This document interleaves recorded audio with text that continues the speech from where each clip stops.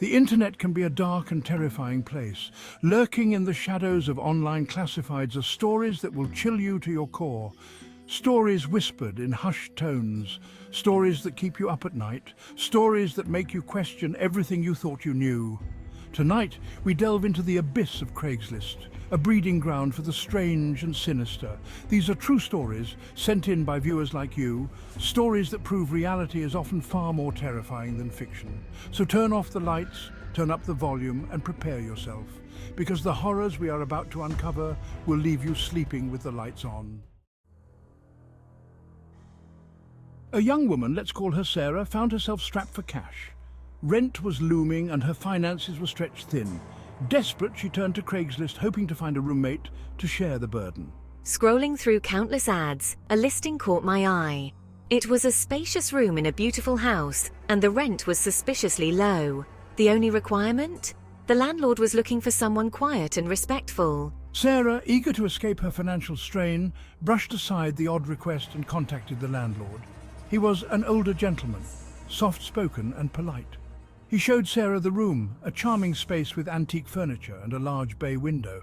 It seemed too good to be true, but Sarah, blinded by desperation, signed the lease. The first few weeks were uneventful. My roommate, an elderly woman named Mrs. Henderson, kept to herself. She was quiet, almost eerily so. I rarely saw her, and when I did, Mrs. Henderson would offer a fleeting smile and retreat to her room. One evening, Sarah stumbled upon a box of old photographs while searching for a misplaced book. Curiosity got the better of her and she opened it. The photos were faded and yellowed with age, depicting a young woman who looked strikingly similar to Sarah. Intrigued, Sarah showed the photos to Mrs. Henderson, hoping to learn more about the woman in the pictures. Mrs. Henderson's reaction was terrifying. "Burn them," she whispered, her voice trembling. "Burn them all!" Before Sarah could inquire further, Mrs. Henderson scurried back to her room, locking the door behind her. Days turned into sleepless nights as Sarah grappled with unanswered questions. Who was the woman in the photos? And why did Mrs. Henderson react with such fear? Driven by an insatiable curiosity, I began to investigate. I discovered that the house had a dark history. Years ago, a young woman who had rented the same room as me vanished without a trace. The case remained unsolved. As Sarah delved deeper, she unearthed chilling similarities between herself and the missing woman. They shared the same name, the same striking resemblance, and an uncanny connection to the house. One night, as I lay in bed, I heard a blood-curdling scream coming from Mrs. Henderson's room. Rushing to her aid, I found the door unlocked. The room was empty, the bed neatly made. Mrs. Henderson was gone. Panic surged through Sarah as she searched frantically for any sign of her elderly roommate.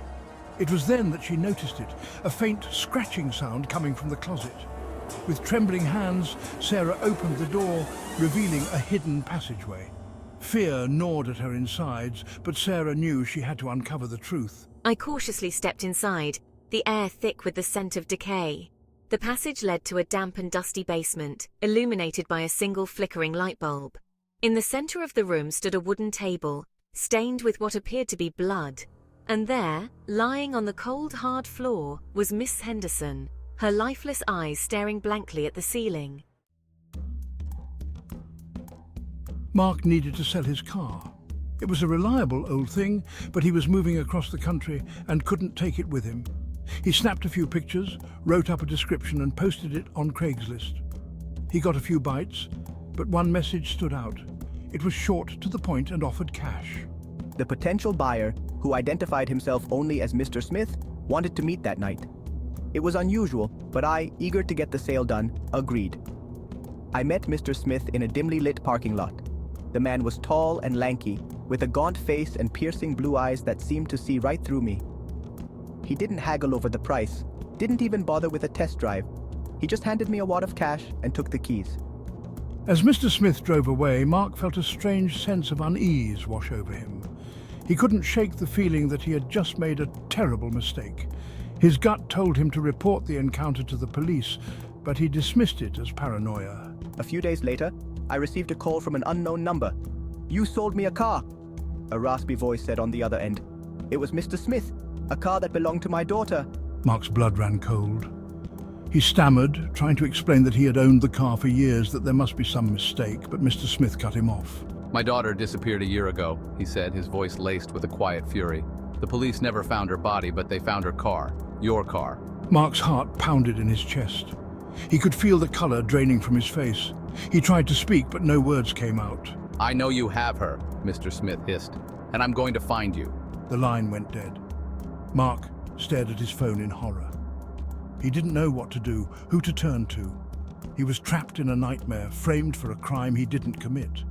Days turned into weeks, and Mark lived in a constant state of fear.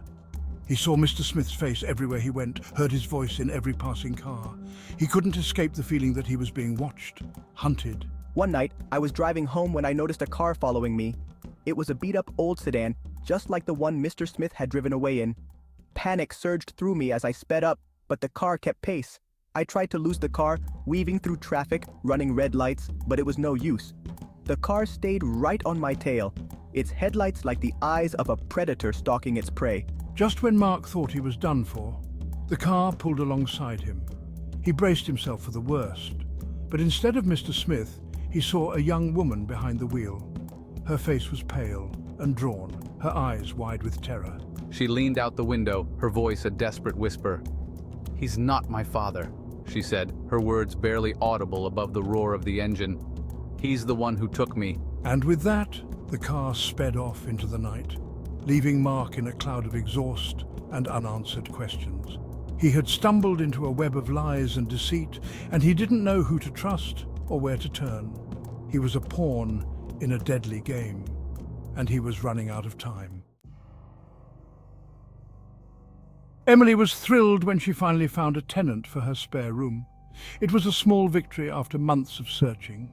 The tenant, a quiet man named David, seemed harmless enough. He paid his rent on time, kept to himself, and never complained. But Emily soon noticed something strange. David seemed overly interested in my life. He would ask prying questions about my work, my friends, my family. He would linger in the doorway of her room, watching her with an unsettling intensity. At first, Emily dismissed it as harmless curiosity, but as the days turned into weeks, his behavior became increasingly erratic. She would catch him staring at her through the window, his face illuminated by the eerie glow of his laptop screen. One day, Emily came home to find her room in disarray. Her drawers were emptied, her clothes strewn across the floor. David claimed he hadn't touched a thing, but I couldn't shake the feeling that he was lying. That night, Emily woke up to a strange noise coming from the living room. She crept out of bed and peeked through the crack in the door. There, bathed in the pale moonlight, was David, standing over her laptop, his fingers flying across the keyboard. He was looking at pictures of her. Pictures she had taken on vacation, pictures she had shared with friends online, pictures she thought were private. Terror gripped Emily's heart. She knew she had to get out of there. She tiptoed back to her room, grabbed her phone, and dialed 911. As she whispered her address to the operator, she heard a soft knock on her door. Emily, I know you're awake. Emily's blood ran cold. She hung up the phone and fumbled for the lock on her door, but it was too late. David was already inside. He lunged at her, his eyes blazing with a terrifying intensity. Emily screamed, a desperate primal cry for help that echoed through the empty house. The police arrived just in time. They found David pinning Emily to the ground, his hands wrapped tightly around her throat. He fought back, but the officers managed to subdue him. As they dragged him away in handcuffs, David turned to Emily, a chilling smile spreading across his face. We were meant to be together, and we will be again. Emily was safe for now, but the experience left her deeply shaken. She had invited a monster into her home, and she knew that the terror she felt would linger long after the police sirens faded away. 3 chilling tales, each a chilling reminder that the internet can be a dangerous place. Sarah, Mark, and Emily's experiences serve as cautionary reminders to be careful who we trust and the risks we take, especially in the anonymous world of online classifieds. Have you ever had a terrifying Craigslist encounter? Share your stories in the comments below. And if you enjoyed tonight's descent into darkness, be sure to like this video, subscribe to my channel and hit that notification bell so you never miss a story. Remember, the next time you're browsing Craigslist late at night, be careful. You never know what lurks behind the screen, waiting for its next victim. Sweet dreams.